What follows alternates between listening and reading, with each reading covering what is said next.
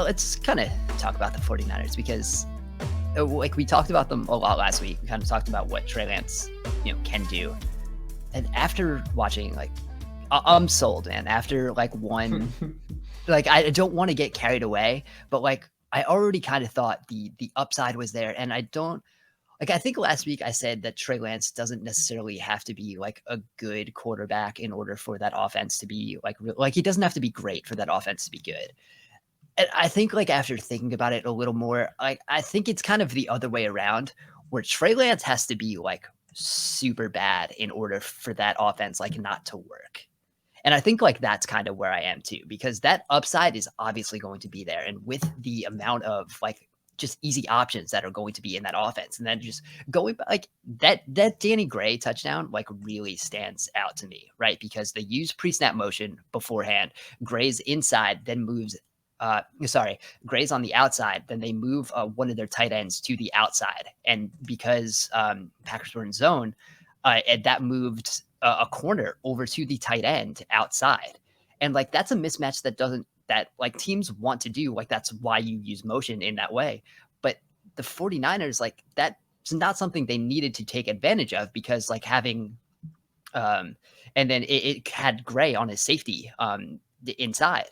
And like, that's not something you really were able to take advantage of in past iterations of the 49ers, because like you weren't blowing past that safety to get downfield. But now like that's an option. So we can use kind of some of that, Shanahan type of motion to get those mismatches now. And now you can actually take advantage of it. And that's just like one of those extra elements. And like actually, seeing that pay off, I think like really kind of sold me on what this offense could be. I think that's been the outcome most people have put into their mind, the outcome of like, well, Trey Lance is just this bad, right? Everyone is going back to last year. He never pushed Garoppolo, never really got a chance to play. Garoppolo's still on the team now. So it's like everyone's always built in this like Lance just is not good, right? Like they've just built that into their brains. But yeah, the upside here has always been tremendous. And listen, Aaron Banks played great in the first preseason game. It's one of the things you're looking for too, that 49ers offensive line. I'm curious to see Danny Gray, how much he can push for. I know that, I don't want to say that he should be playing over your boy, Juwan Jennings, but yeah, I'm curious to see how many snaps he can actually get involved in, because he adds a different element to this offense as well. Especially paired with what Lance does well, pushing the ball downfield. We even saw yesterday in clips of the drills versus the Vikings, the joint practice, for him just roasting Patrick Peterson. So I'm curious to see how much noise Danny Gray can make like right away to really get on the field in 3 wide receiver sets. Yeah, that's one of those things where like they have just kind of different skill sets that they can use now. Like, and they've always like tried to have that guy, right? But like, it's always they haven't been had like, a deep guy, but it's always been like Travis Benjamin, right? Right. It hasn't been like a guy that you're like, oh, we can actually like really use this guy.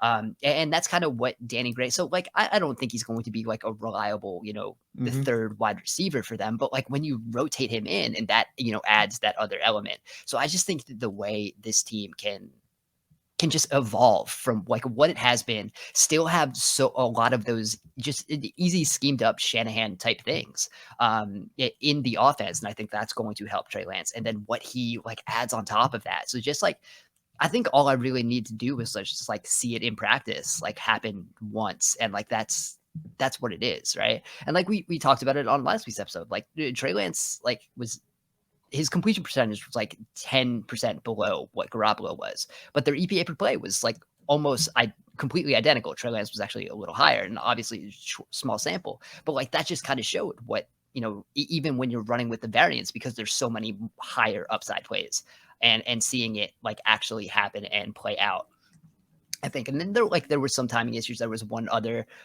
pass to Danny Gray, it was an out down the sideline, and the timing was a little off, so it pushed him out of bounds instead of it being a reception. So like those are some small things that are going to be worked on, but like I really think there's a lot of things to like in this offense.